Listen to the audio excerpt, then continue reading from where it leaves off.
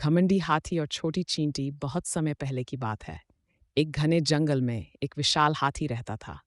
वह बहुत बलवान था, लेकिन उसके अंदर घमंड भी भरा हुआ था। वह छोटे छोटे जानवरों को तुच्छ समझता था और हमेशा उनका मजाक उड़ाता रहता था।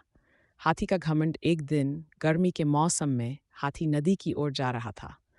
रास्ते में उसने देखा कि कुछ चींटियां मेहनत से अपने बिल में खाना इकट्ठा कर रही हैं। हाथी जोर से हंसा और बोला, अरे, तुम सब कितनी छोटी और कमजोर हो। तुम्हारी जिंदगी तो बेकार है। देखो मुझे, मैं कितना बड़ा और ताकतवर हूँ। इतना कहकर उसने अपने भारी पैरों से जमीन पर पानी उछाला, जिससे कई चींटियां बह गई।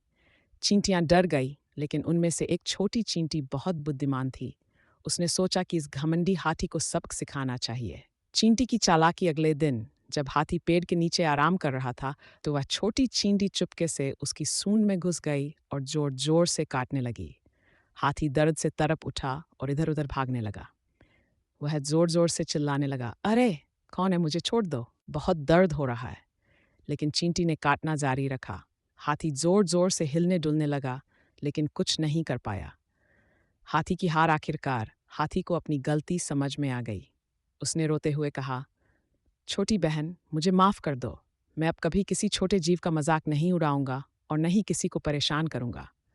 चींटी ने कहा, अब तुम्हें समझ में आया कि ताकत से बड़ा कोई नहीं, बल्कि बुद्धिमानी सबसे बड़ी चीज होती है। इतना कहकर चींटी हाथी की सूंड से बाहर निकल आई। हाथी ने राहत की सांस ली और उस दिन के बाद वह कभी भी छोटे जानवरों को परेशान नहीं करता था।